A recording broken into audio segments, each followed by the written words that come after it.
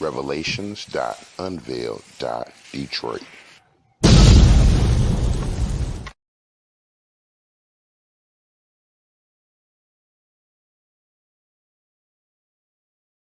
Indian in my family, some of my people are Native Americans.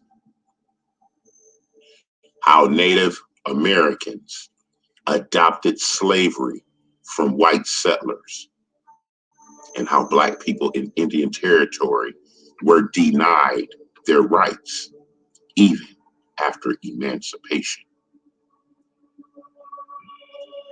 The 13th Amendment led to the eventual liberation of all African Americans enslaved in the United States of the late 19th century. But the 13th Amendment did not free all Black enslaved people in the boundaries of the modern day US. Members of 5 Native American nations, the Cherokee, Chickasaw, Choctaw, Creek, and Seminole nations, known as the 5 tribes, owned Black slaves, then located outside the territorial boundaries of the U.S. in a region known as Indian Territory or modern-day Oklahoma. These sovereign nations were not affected by proclamations or constitutional amendments. Instead, separate treaties had to be made between the U.S. and these Native American nations, not only to free enslaved peoples, but also to formally end American Civil War battles and antagonism between American and Native American troops. The fact that by the time of the Civil War, Black chattel slavery had been an element of life among the 5 tribes for decades, which is rarely discussed. So, family, slavery formally ended in 1863 under the Emancipation Proclamation. However, these Native American Indian tribal nations had been practicing the enslavement and bondage of Africans for many decades, many decades, many decades. It is, however, important and an important aspect of U.S. history, which serves to remind us of the complexity of colonialism, exploitation, and victimization that laid the foundations of our country. The indigenous peoples of North America had utilized a form of captive taking and involuntary labor long before European contact. But this form of bondage was neither transgenerational nor permanent. Captive taking was most often used to replace a dead loved one within the family with a new person. The captive would then take on this deceased person's sexual or labor-related capacities. Through various avenues such as sexual relationships, adoption, hard work, military service, or escape, captives could enhance their status or even assume new identities. After European contact in the late 1500s, white Europeans persuaded Native Americans to enslave members of other Native American tribes using the European method of slave trading, which focused on the accumulation of captives for sale and thus profit rather than for population augmentation. So, family, here is the distinction between the form of quote unquote slavery Natives practiced between their own tribes, which was taking captives to replace a party within a tribe. However, in the 1500s, the late 1500s, the methodology of enslavement and bondage was changed with European contact. European contact. European contact. The Native American slave trade thrived for over a century, but began to be largely phased out in the early to mid 18th century. An important factor in its decline was the Yamasee War of 1715 through 1777.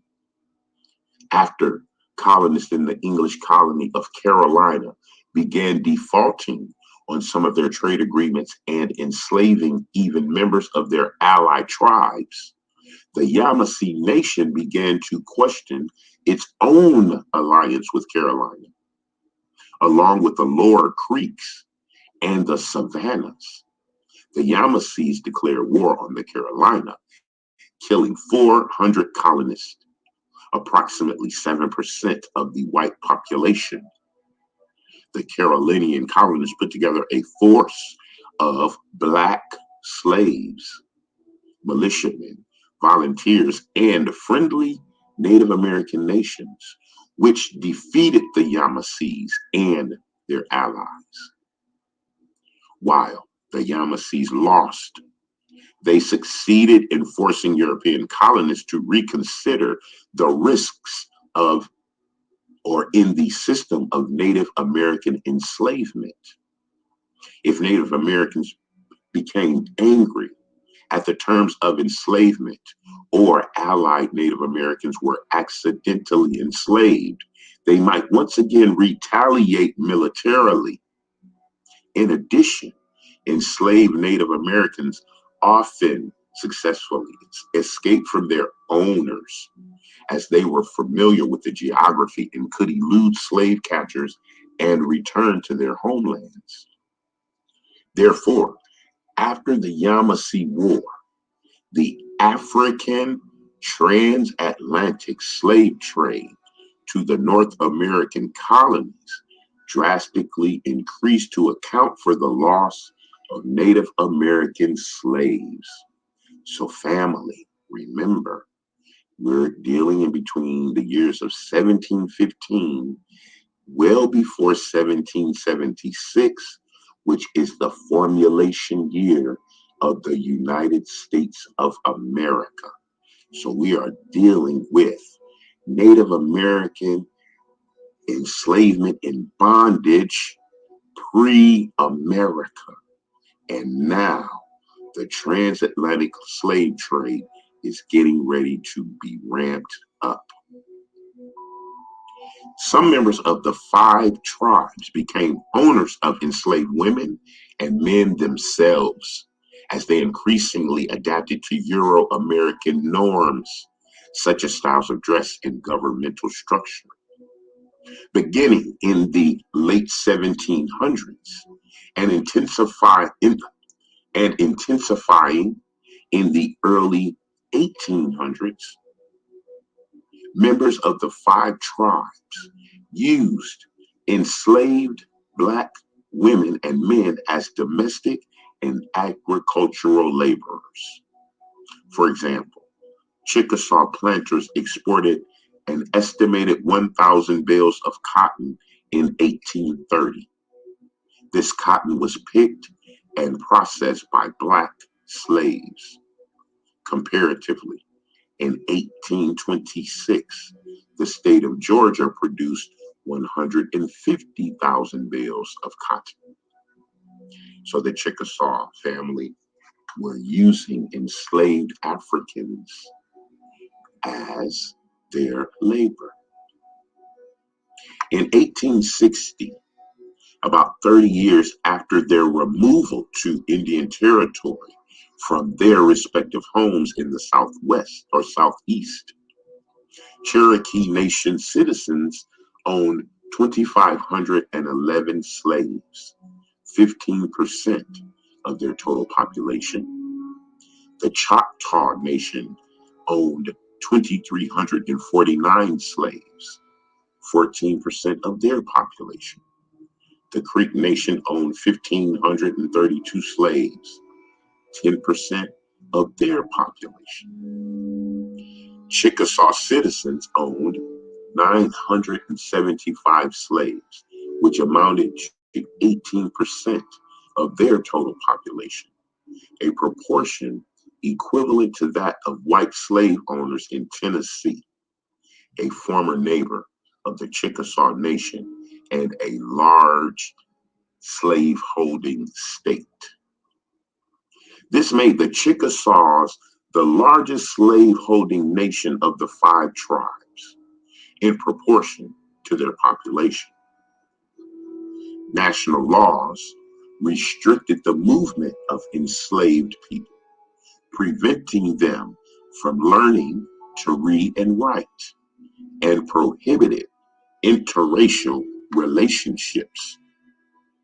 However, as in the U.S., the majority of people in these nations did not own slaves.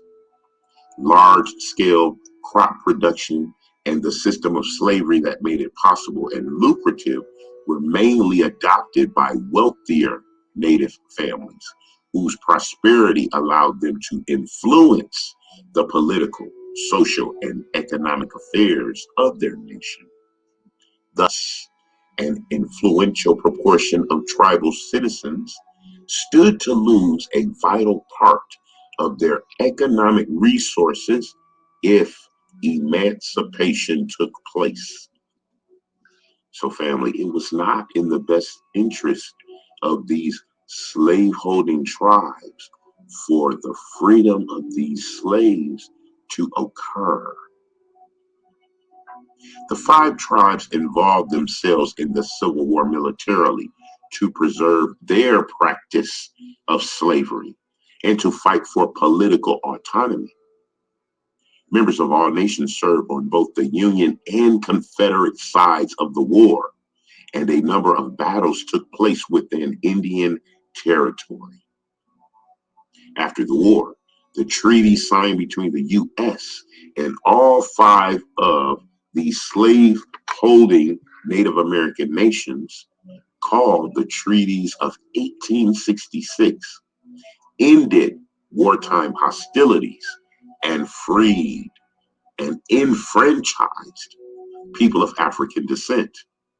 These treaties were part of a larger American mission to take over Native American land, and also included land cessions and American settlement and railway construction in Indian Territory.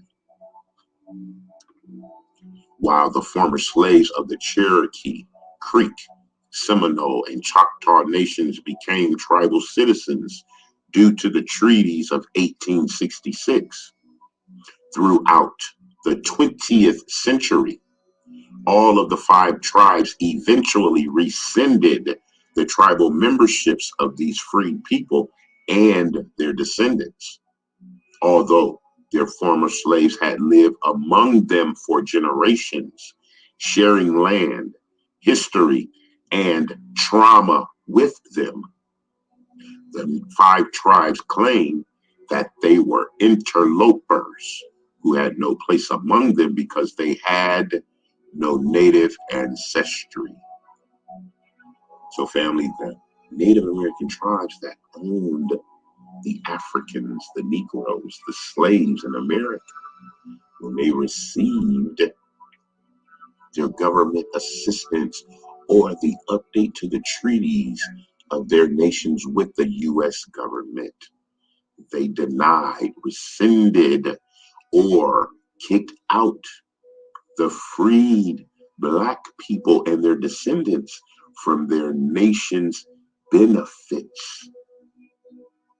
The descendants of these former slaves fought back, filing several lawsuits.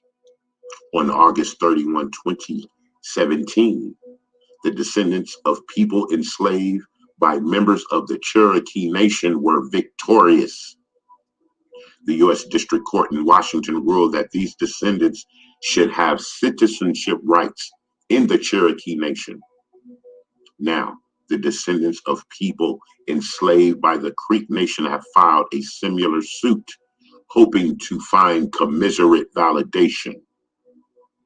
So, when there's an observation in honor of the anniversary of the 13th Amendment, let us remember not all people of African descent had the same experience of freedom. Those African Americans living among Western indigenous nations waited until the summer of 1866 to gain their freedom, and even then they fought to find true liberation from economic, social, and political duress. Just as our current moment sees European and Black Americans arguing over the memory of the Civil War and the removal of or not of Confederate monuments, so discussions of the slavery in Native American nations and the historical relationships between the 5 tribes and the people of African descent are also fraught with many difficult issues. The story of the people of African descent owned by Native Americans is unique, but also simply another tale of coercion and community in the diverse African American experience. For all the brothers and sisters with Indian in their family and good hair, and my grandmama was an Indian.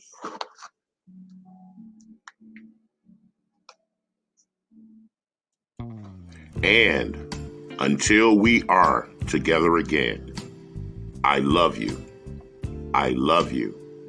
I love you. To be continued. Revelations.Unveiled.Detroit.